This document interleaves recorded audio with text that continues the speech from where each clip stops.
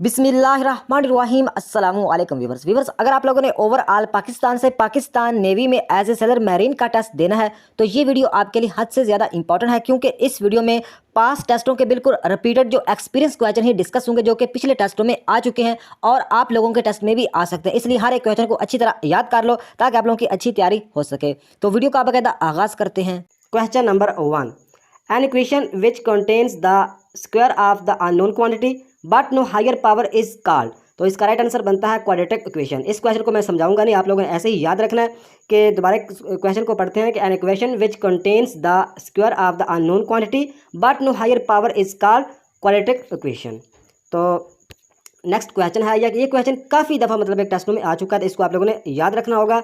The boiling point of water is, यानी इसमें question में हमें ये बताना है कि जो पानी का बॉइलिंग पॉइंट है वो कितना है। तो इसका राइट आंसर बनता है 100 ग्रेड सेल्सियस। तो सेल्सियस में मतलब अगर ऑप्शन हो तो आप लोगों का राइट आंसर होगा 100 ग्रेड सेल्सियस। अगर फ़ारेनहाइट में ऑप्शन हो तो इसका राइट आंसर होगा 212 ग्रेड फ़ारेनहाइट। तो ये आप लोगों को दोनों याद रखने होंगे। तो नेक्स्ट क्वेश्चन है, dash is use to make liquid soap and shaving cream.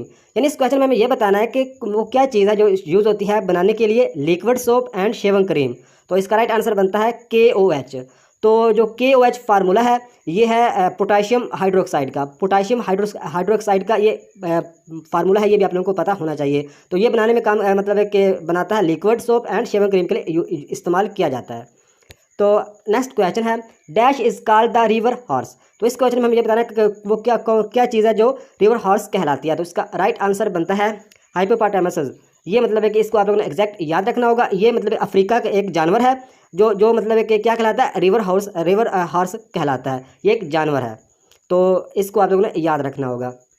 तो नेक्स्ट क्वेश्चन है, ए ज़रब बी आगे बी ज़रब ए, मतलब है कि इसका मतलब ये किसके इक्वल है ये बताना है इस क्वेश्चन में। तो इसका राइट आंसर भी इक्वल है, ये मतलब दोनों आपस में क्या है, इक्वल है, बराबर है। तो नेक्स्ट क्वेश्चन है, ये काफ़ी इंपॉर्टेंट मतलब है कि इंग्लिश का क्वेश्चन है। She reached Lahore dash car, मतलब है कि वो लाहौर पहुंचती है किसके ज़रिए, कार के ज़रिए। तो इसमें जो प्रपोजिशन का यूज़ हुआ है वो है by. She reached Lahore by car. तो आगे मतलब एग्जाम्पल के तौर पर अगर कार के आगे बस होता फिर भी बाय लगना था, मतलब है कि she reached Lahore by car, by bus, by wagon, by train. तो इसमें मतलब है कि बाय का यूज़ होता है। तो नेक्स्ट क्वेश्चन है, T butyl and isobutyl the form of both are chain. तो इसका राइट आंसर बनता है आइसोमेरिक। यानी ये जो इस क्वेश्चन में ये कह रहे हैं कि जो टी ब्यूटल एंड आइसोब्यूटल है मतलब ये मतलब है कि किस मतलब है कि किस कैटेगरी की है या किससे इसका तल्लक है। तो इसका राइट आंसर बनता है आइसोमेरिक। आइसोमेरिक इसका राइट आंसर है। और आप लोगों को इस बात का भी पता होना चाहिए कि आइसोमेरिक की 4 मतलब के एग्जाम है। वो कौन कौन सी हैं, एक तो आप लोग दो तो आप लोग देख रहे हैं, एक तो है टी ब्यूटल, एक है आइसोब्यूटल, और एक है एन ब्यूटल और एक है S butyl. T butyl, आइसोब्यूटल, N butyl और एस ब्यूटल, ये 4 एग्जाम है। ये एग्जाम भी पूछी जा सकते हैं कि आइसोमेरिक की कितनी एग्जाम है, 4 एग्जाम है। कौन कौन सी, टी ब्यूटल, आइसोब्यूटल, एन ब्यूटल और क्या, एस ब्यूटल। तो नेक्स्ट क्वेश्चन है, ये क्वेश्चन है 5 ज़रब 25 तकसीम 5 और ब्रैकेट्स छोटी ब्रैकेट्स में 5 और आगे इसका जवाब बताना है कि कितना इसका जवाब आएगा। तो इस क्वेश्चन को हल करने से पहले थोड़ा सा आप लोगों को बता दूं, आप लोगों को शायद पहले भी पता होगा, लेकिन अगर जिन कैंडिडेट्स को नहीं पता तो उनको भी पता चल जाएगा कि ये क्योंकि बेसिक क्वेश्चन है, बेसिक इस तरह के क्वेश्चन भी पूछ लेते हैं। मतलब कि लाजमी नहीं कि 9th 10th की बुक से ही क्वेश्चन आए, 8 7 6 से भी क्वेश्चन मतलब को पूछ सकते हैं। तो आप लोग मतलब ये क्वेश्चन बहुत ही ज़्यादा इंपॉर्टेंट है। तो आप लोगों को सबसे पहले पता होना चाहिए कि अगर ब्रैकेट्स में रकमें हों तो सबसे पहले जो है बड़ी ब्रैकेट मतलब है कि हम उसे मतलब है कि हल करते हैं। उसके बाद हम क्या करते हैं, दरमियानी ब्रैकेट को, और सबसे एंड पर छोटी ब्रैकेट को। अगर ब्रैकेट्स ना हो तो फिर हम सबसे पहले क्या करते हैं, तकसीम को हल करते हैं, फिर ज़रब को, फिर जमा को और फिर नफ़ी को। तो उम्मीद है कि इस बात की आप लोगों को समझ आ गई होगी। तो आप कैसे इस क्वेश्चन को हल करते हैं, तो सबसे पहले हम तकसीम को हल करते हैं। तो हमें तकसीम को हल करना है तो हमें 25 तकसीम 5 को हल करना चाहिए, लेकिन हम ऐसा नहीं कर सकते क्योंकि जो हमारे पास छोटी ब्रैकेट में भी रकम है। तो आप लोगों को पहले बता चुका हूँ कि सबसे पहले सब एंड मतलब अगर सबसे पहले बड़ी उसके बाद दरमियानी उसके बाद छोटी, तो इसमें सिर्फ छोटी है तो सबसे पहले छोटी ब्रैकेट को हल करेंगे, उसके बाद तक मतलब है कि बाकी रकमों को हल करेंगे। ये आप लोगों को उम्मीद है कि इस बात की समझ आ गई होगी। तो हम क्या करेंगे, 5 को 5 से मतलब है कि इसको हल करें तो इसका जवाब कितना आएगा, 5 को 5 ज़रब दिया तो 25 आ जाएगा।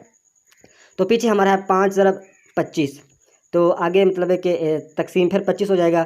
तो 25 को 25 तकसीम किया तो एक जवाब आएगा। तो 1 को 5 ज़रब करेंगे तो कितना आएगा, 1 5 5, यानी इस क्वेश्चन का 5 जवाब आता है। तो आप खुद हल करके भी आप कमेंट में लिखिएगा ताकि आप लोगों को भी प्रैक्टिस हो जाए। तो लाजमी कमेंट में लिखिएगा। तो नेक्स्ट क्वेश्चन है, a transformer works on the principle of. यानी मतलब इस क्वेश्चन में हमें यह बताना है कि जो ट्रांसफार्मर है वो काम करता है मतलब है कि किस बुनियाद पर। तो इसका राइट आंसर है आपके मतलब ऑप्शन में अगर इन दोनों में कोई भी हो, एक ही होगा दोनों में, या तो होगा इलेक्ट्रोमैग्नेटिक इंडक्शन या होगा म्यूचुअल इंडक्शन फ्राडेला। तो इनमें से कोई भी हो तो आप लोग मतलब इस पर टिक कर देंगे, यानी या ये होगा इलेक्ट्रोमैग्नेटिक इंडक्शन पर काम करता है ट्रांसफार्मर, या म्यूचुअल इंडक्शन फ्राडेला। ये दोनों ही मतलब है कि ठीक है, ये दोनों एक ही चीज़ है। तो नेक्स्ट क्वेश्चन है nib is to pen then horse is to, यानी इस क्वेश्चन में हमें यह बताना है कि जो निब है इसका तलक तो पिन के साथ है, देन हॉर्स का तलक किसके साथ हो सकता है। तो इस तरह के क्वेश्चन को समझने के लिए आप लोगों को पता होना चाहिए कि जो निब का तलक उन्होंने पिन के साथ बताया, तो इसी तरह का तलक हॉर्स का भी हमें बताना होता है। नीचे ऑप्शन दिए होते हैं, तो इसमें मैं ऑप्शन नहीं मतलब दिए ऑप्शन देता हूँ तो मतलब है कि काफ़ी मतलब है कि ना वो वीडियो बनाने के लिए काफ़ी टाइम दरकार होता है ऑप्शन अगर नीचे दूं, क्योंकि जो कैंडिडेट सेंड करते हैं क्वेश्चन तो वो ऑप्शन नहीं देते, सिर्फ वो मतलब उसका राइट आंसर बता देते हैं, और किसी के ज़्यादा क्वेश्चन के राइट आंसर भी नहीं बताते, वो नेट से बुक से मतलब है कि एक एक क्वेश्चन के जवाब ढूंढने पड़ते हैं। तो आप लोगों से छोटी सी रिक्वेस्ट है कि वीडियो को लाइक कर दिया करो, ताकि मतलब थोड़ी सी हमें मोटिवेशन मिलती है कि हमारी वीडियो से आप लोगों को फ़ायदा होता है। तो प्लीज़ वीडियो को लाइक कर दीजिएगा। तो देखें निब का मतलब है कि पिन जो है, पिन की निब होती है, पिन के जैसे लिखते हैं ना हम निब के साथ लिखते हैं, तो पिन की निब होती है। तो इस तरह हॉर्स की हम हॉर्स से क्या कर सकते हैं, हॉर्स से हम राइटिंग करते हैं। तो उम्मीद है कि इस क्वेश्चन की आप लोगों को समझ आई होगी। नेक्स्ट क्वेश्चन है, ये क्वेश्चन काफ़ी ज़्यादा इंपॉर्टेंट है और मुख्तलिफ तरीके से ये क्वेश्चन पूछा जाता है। तो आप लोगों को इस क्वेश्चन का अगर कंसेप्ट क्लियर होगा तो किसी भी तरीके से ये पूछा जाए तो आप लोग इजीली हल कर सकोगे।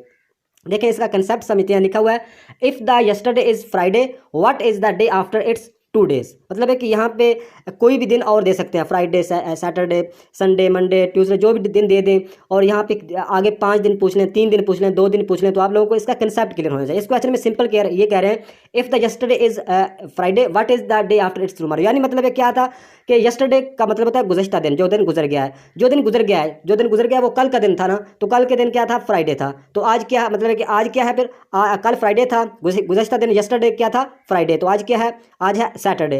तो आज के बाद हमें क्या बताना है, आफ्टर इट्स 2 days, हमने आज के बाद 2 दिन बाद कौन सा दिन होगा, आज क्या दिन है, सैटरडे, तो आज के बाद 2 दिन बाद, तो कल की अगर बात करें तो कल होगा संडे, और अगर संडे के अगले दिन क्या होगा, मंडे, तो हमारा राइट आंसर बनता है मंडे। तो इसी तरह ही आप क्वेश्चन को हल कर पाओगे। आप लोगों को इसका कंसेप्ट क्लियर होना चाहिए, सिंपल क्वेश्चन है। अगर जिस क्वेश्चन की समझ ना आए लाजमी कमेंट में लिखिएगा, आप लोगों को कमेंट में मतलब बॉक्स में ही समझा दूंगा, ना समझा पाया तो फिर नेक्स्ट वीडियो में उस क्वेश्चन को क्लियर कर दूंगा। नेक्स्ट क्वेश्चन है, ये क्वेश्चन भी काफ़ी ज़्यादा इंपॉर्टेंट है और ये भी मुख्तलिफ तरह से पूछा जा रहा है। तो इस क्वेश्चन के भी कंसेप्ट को आप लोगों ने इस तरह के क्वेश्चन के भी कंसेप्ट को समझना होगा। लिखा हुआ है Amin has sold 70% of mangoes, he has 270 mangoes remaining, tell me how many mangoes did he have. यानी इस क्वेश्चन में वो ये कह रहे हैं कि एक आदमी है, उसने मतलब है कि 70% जो आम है वो क्या है, वो सेल कर दिए हैं, बेच दिए हैं, तो बाकी उसके पास कितने रह गए हैं, बाकी उसके पास ही हैज़ 270 मैंगो, यानी 270 मैंगोज उसके पास बाकी बच गए हैं।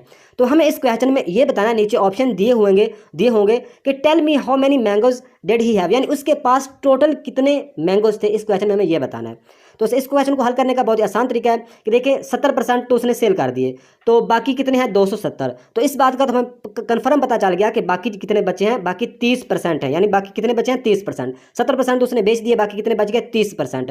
तो 30% और 70% को आपस में मतलब जमा करेंगे तो हमारा राइट आंसर आएगा।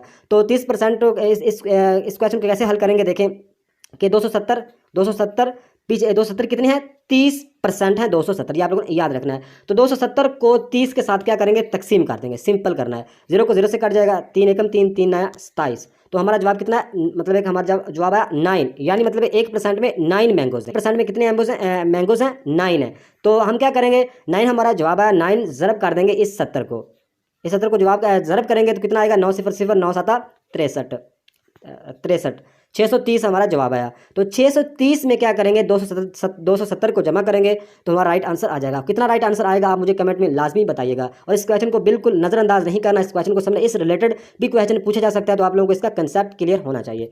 तो नेक्स्ट क्वेश्चन है, ये क्वेश्चन भी काफ़ी दफ़ा रिपीट हो चुका है, Pakistan and Afghanistan border known, यानी जो पाकिस्तान और अफगानिस्तान का जो बॉर्डर है वो क्या कहलाता है, तो उसका राइट आंसर है ड्यूरेंट लाइन। ये आप लोगों को पहले भी पता होगा शायद, ड्यूरेंट लाइन कहलाता है। और ड्यूरेंट लाइन मतलब है कि डेट पूछी जा सकती है, कब ड्यूरेंट लाइन लगाई गई थी, तो ये 1893 में लगाई गई थी। ये आप लोगों ने याद रखना, 1893 में लगाई गई थी। उस वक्त मतलब है कि उस वक्त जो बरसगीर के पर हुकूमत थी अंग्रेज़ों की, और दूसरी तरफ मतलब अफ़गानिस्तान पर मतलब है कि हुकूमती अब्दुर्रहमान मतलब है कि हुक्मरान था। तो अब्दुर्रहमान और मतलब है कि मतलब है कि बरसगीर के यानी सब कॉन्टिनेंट के जो मतलब है कि अंग्रेज़ लीडर थे उनके दरमियान ये मुआहदा हुआ था। 1893 में ये मतलब है कि लाइन लगाई गई थी। तो इसकी लेंथ भी अगर पूछी जाए तो लेंथ इसकी मतलब है कि बुक्स पर या वेबसाइट की बात करें तो गूगल पर काफ़ी मुख्तलिफ दी हुई है। तो इसमें 2670 भी आप लोगों ने याद रखनी है, 2640 भी है, 2430 भी है, 2440 भी है। तो ये 4-5 फिक्र याद रखें, इनमें से ही कोई ऑप्शन में होगी। ये याद रखें कि इन ऑप्शन में से ही कोई ना कोई मतलब ये जो बता रहा हूँ इनमें से ही कोई होगी। तो आप लोग उस पर टिक कर देंगे। तो नेक्स्ट क्वेश्चन है which forward reaction and reverse reaction takes place at equal rates but in opposite direction is called. तो ये मतलब केमिस्ट्री का क्वेश्चन है, इसको दोबारा पढ़ते हैं। Which forward reaction and reverse reaction takes place at equal rates but in opposite direction is called chemical equilibrium. तो इस क्वेश्चन को आप लोगों ने रट्टा लगा लेना है कि विच रिएक्शन मतलब which forward reaction and reverse reaction take place at equal rates but in opposite direction is called chemical equilibrium. तो नेक्स्ट क्वेश्चन है, ये है सीरीज का क्वेश्चन। तो सीरीज का क्वेश्चन मैं पहले भी वीडियो में करवा चुका हूँ कि सीरीज का क्वेश्चन अगर कोई भी आ जाए तो 3-4 चीज़ें आप लोगों के माइंड में फौरी आ जाना चाहिए। एक तो इसमें जल्दी जल्दी से देखें ये ताकदाद के सीरीज में ताकदाद में सीरीज चल रही है या जुफ्त तादाद में सीरीज चल रही है, या इसमें मतलब कि सिंगल सीरीज है या डबल सीरीज है, या क्या इसमें चीज़ें जमा हो रही है या नफी हो रही है। ये 3-4 चीज़ें सीरीज में होती हैं और कुछ भी नहीं होता। तो देखें इसमें 95 के आगे 100 है, फिर 88, फिर 93, फिर 81, ये किस तरह सीरीज चल रही है इसका कंसेप्ट समझना है हमें। तो देखिए सबसे पहले आप फ़र्क चेक कर लें। तो इसमें देखिए 95 और 100 में कितना फ़र्क है, 5 का फ़र्क है। तो 100 और 88 में कितना फ़र्क है, 12 का फ़र्क है। 88 और 93 में कितना फ़र्क हो सकता है, 88 और 93 में 88 से 98, 88 और 93 में कितना फ़र्क है, 5 का ही फ़र्क है, सिंपल। आगे कितना फ़र्क है, 93 और 81 में कितना फ़र्क है, 81 और 93, 81, 91, 10, 92, 93 यानी 12 का फ़र्क है। तो इसमें क्या हो रहा है कि 5 इसमें नफ़ी हो रहा है और 12 इसमें मतलब है कि 5 इसमें जमा हो रहा है, 5 इसमें जमा हो रहा है और 12 इसमें नफ़ी हो रहा है। तो इसका क्वेश्चन इजीली इसका राइट आंसर आ जाएगा। यानी इसमें देखें 100 इसमें मतलब है कि 5 को जमा किया तो 100 बन गया, 100 में से 12 को मतलब है कि नफ़ी करेंगे, 12 को नफ़ी करेंगे, इसमें 5 को जमा करेंगे, आगे 12 को नफ़ी करेंगे, फिर 5 को जमा करेंगे, तो आगे क्या होगा, आगे फिर 12 को नफ़ी कर देंगे। तो आगे क्या करना है, आगे 81 में 5 को जमा करना है। तो 81 में 5 को जमा किया तो कितना आता है, 81 में 5 को जमा किया तो 86 आ जाता है। तो मतलब है कि 86 हमारा राइट आंसर हो जाएगा। तो इसके कंसेप्ट को समझना है, इसको रट्टा नहीं लगाना। तो ये थी आज की वीडियो। नेक्स्ट वीडियो तक खुदा हाफिज़।